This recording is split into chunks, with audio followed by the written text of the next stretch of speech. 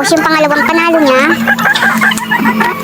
may tahi siya sa stomach. Pero survive pa rin siya.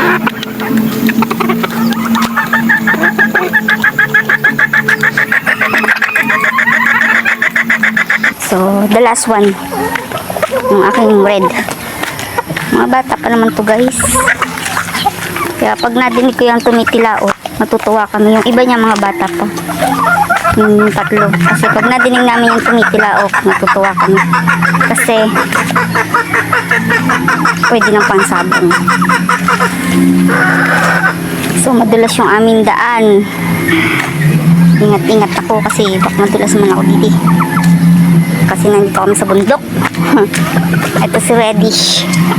Hindi ko alam guys kung ano pangalan nitong muniupak na to. Basta manok na pula. Ito bata pa to. Ito yung pang-apat. Apat lang naman sila.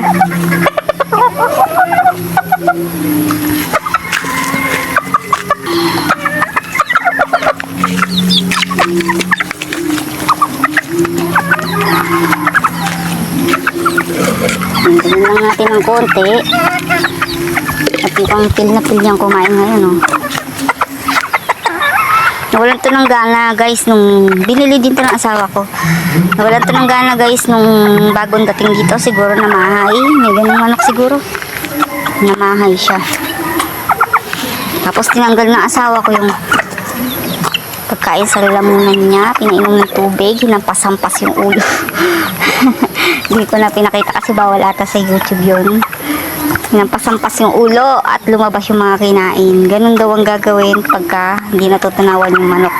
Papainumin mo siya sa bibig, gagalaw-galawin mo yung butche, tapos hihampas-hampas mo yung ulo sa lupa. Huwag mo patatamaan yung sa lupa. Hayaan mo lang lumabas yung pagkain sa lalamunan. Tapos pinainom niya ng gamot. Ang gamot na pinainom niya Betracin. 2 beses na lang pinainom, 2 beses sa isang araw. Tapos gumaling na siya. Siguro namahay lang, dumating siya dito. Binili na to ng asawa ko.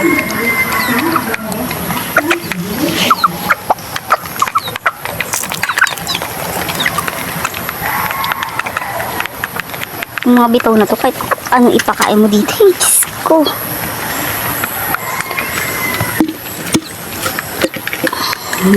Guys, kung bago ka sa channel ko, don't forget to subscribe my channel guys para updated kayo sa next my video.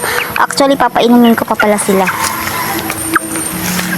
Siyempre, pagkatapos natin magpakain ng manok, papainumin sila natin ng malinis na tubig. Yun guys, masaya ng asawa ko sa pagkaalaga ng manok. Gusto niya clean yung tubig. Yung galing talaga sa Manila po. So dito, dun sa gurong sapa. Painumin natin sila. Tapos kumain pa yun, siyempre.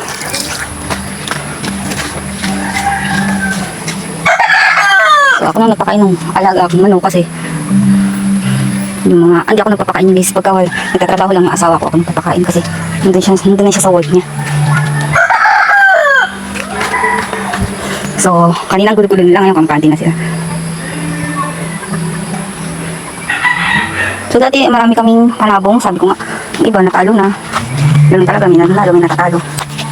So ito guys, bata pa to. Pero ayan, tumitilaok na siya. Pag tumitilaok na ganyan, natutuwa kami kasi mga ilang buwan lang, pwede na siya panabong. Pero sabi ng asawa ko, bata pa daw yan, di pa raw yan pwede panabong.